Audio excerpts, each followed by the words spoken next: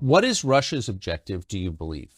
Assuming that objectives change over the course of a war. Of course. Right? Well, the original objective, obviously, was very different. I mean, if they'd made peace with the Russians back in, let's say, March or April, I think the Russians would have retained very little territory, probably only Luhansk and Donetsk, the two so-called breakaway provinces.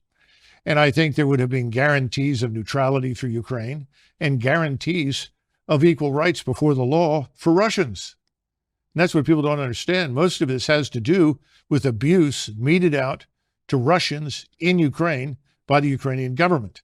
And this, of course, is this radical nationalist government that came to power in Kiev in 2014.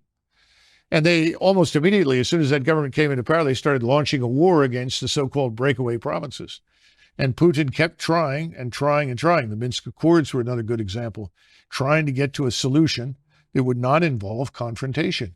Now we know, of course, thanks to Angela Merkel, the German chancellor, that the Minsk Accords were just a ruse, a way to kill time and give the Ukrainians more time to build up their forces. To build up their forces for what? And it's pretty clear they were building up for an offensive against Russia.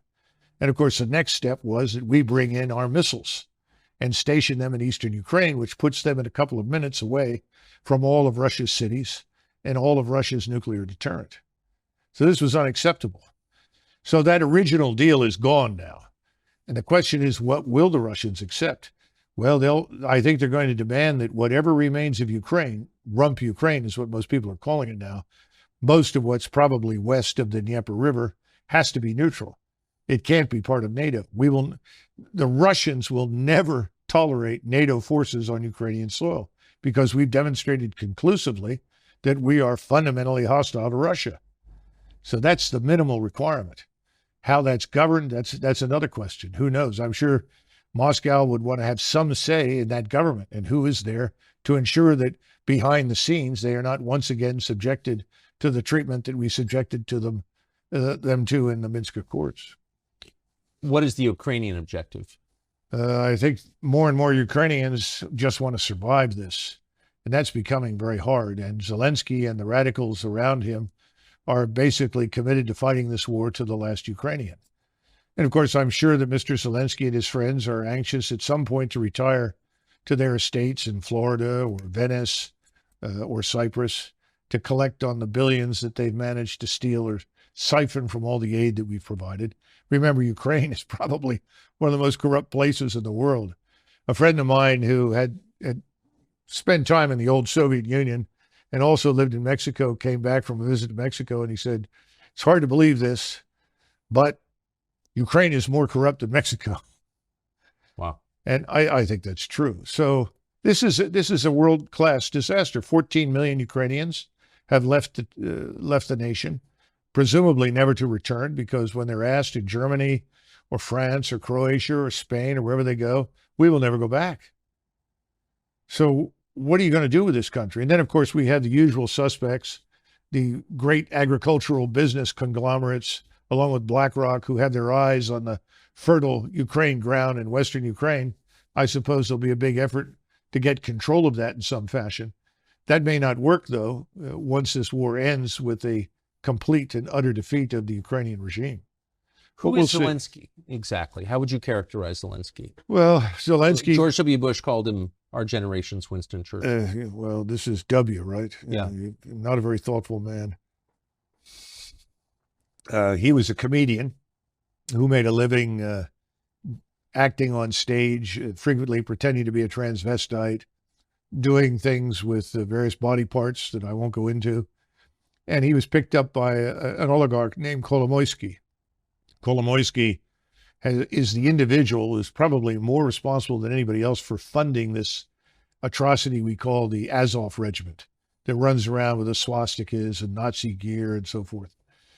And he was picked and then blessed by Victoria Nuland and the State Department as their man. Now, when he originally ran for office, he ran on a peace platform.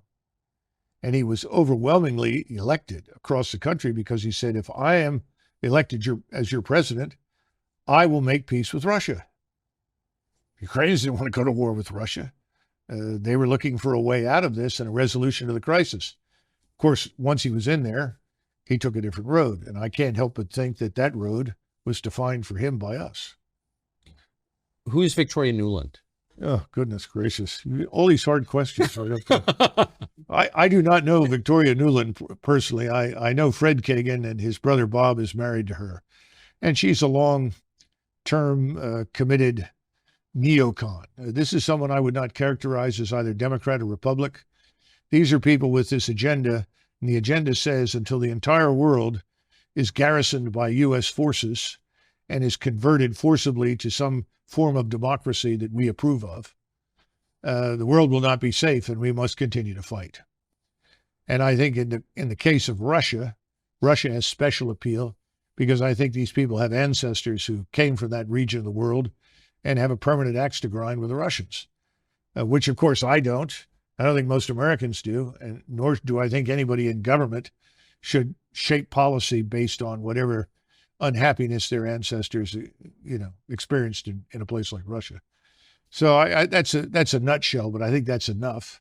And wherever she goes, usually there is conflict, crisis, and fighting. And she's a strong opponent of fighting to the last Ukrainian. Does she, do you think, have relevant experience that would qualify her to be in charge of this war? Well, obviously she does. But, it's sort of like asking somebody who has never snaked a drain or replaced a garbage disposal to be a plumber. And I think we have a lot of those in Washington. She's not the only one. So, no, I don't think she understands the gravity of the situation. These are the same people. Tony Blinken is in this with, what's his name? Sullivan I keep mixing up Sullivan with the previous O'Brien, who was in the White House. Not much difference. And Sullivan will all tell you, well, the Russians are weak. The Russian economy is fragile. The Russian armed forces are poor. Their generals are terrible. And they can't possibly win. All we have to do is to keep up the pressure and they will collapse. Well, that's been a hell of a strategy. And it's killed large numbers of people and created millions of refugees and destroyed the country, but it hasn't hurt Russia. And Russia today is stronger than it has been in 30 or 40 years. You have a Russian military establishment that is now more potent and more capable than the Russian military was in the mid-1980s. Why? Wars typically, don't they degrade a military force? Well, the Russians have been very, very careful and deliberate, very cautious about the expenditure of life. What do you think the casualty numbers are in Russia? That's a hard one to estimate. I think probably 40 to 50,000 killed, maybe another 40 to 50,000 wounded. Wait, total? Yes. As compared to the Ukrainian? 400,000 dead. Yeah. So this is... The ratio is 1 to 5. You believe those numbers are roughly accurate? Yes. Yeah, absolutely. And these are 50,000 to 400,000, that's a larger country, or with a much smaller country with a much smaller military. I mean, that's a grotesque... Oh, it is. And the manpower is leaving Ukraine as quickly as it can get out because people don't want to be thrown into the meat grinder. You can't defeat what the Russians have built. They were the first back in the 1970s to understand the criticality of linking intelligence, surveillance, reconnaissance in space, as well as on land and at sea, with strike weapons. What's a strike weapon? Rockets, missiles, guided artillery for precision. They've done that extremely well. So that's one of the reasons they have thousands of guns, hundreds of rocket launchers, hundreds of ballistic missile launchers, cruise missiles, and so forth. And these are then linked to that ISR. So the response time is almost instantaneous. A Ukrainian formation is located at this spot next to this building on the outskirts of, say, Kharkov. They can have missiles on the way to those targets, or rockets, or drones within the space of perhaps 5, 6, 7 minutes. So this is a very well-structured, well-organized machine. And the machine is grinding up everything in front of it. And it's not going to be defeated. What about the space-age military technology that we've been sending to Ukraine? That hasn't brought parity? Well, first of all, a lot of the equipment we send over there is, quite frankly, obsolete. It's very old. It's not new. We've given them a few new items, but not much. And remember what I said about missiles. we sent them some Patriot missiles. And I think at this point in this newest round of money, what, 750 million, something like that, we're sending 33 missiles, Patriot missiles. These are missiles that are used to shoot down aircraft or cruise missiles, incoming opposing forces. Every time you're in air defense, people will tell you if there's a target out there, you shoot 2 missiles at it as a minimum to make sure you get the target. Well, you run out of our missiles in the space of a few days. 33 missiles will be gone in 2 or 3 days. You can't possibly defeat the thousands of projectiles that are being hurled in your direction. And the radars, of course, emit, and so your radars light up and become targets.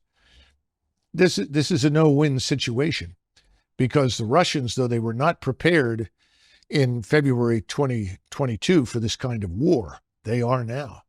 And they're continuing to prepare, which includes continuous mobilization. They're up to 750,000 troops in and around Ukraine.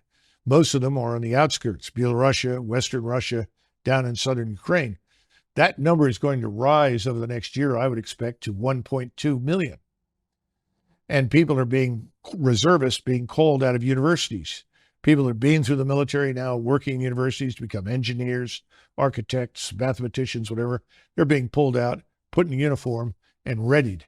Because, again, our intransigence, our demonstrated hatred and hostility for Moscow and for Russia has convinced the Russian people, as well as the leadership in Moscow, that they are going to have to fight us and anyone who is allied with us. So they're preparing for that eventuality.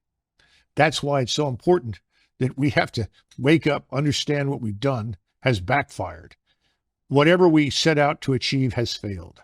What we need to do now is stop this and come to a settlement that we may not like, but it needs to happen, and soon, before this thing is out of control. Eventually, you keep this up within the next 6-8 months, you'll see hundreds of thousands of Russian troops on the Polish border. That is not what we set out to achieve.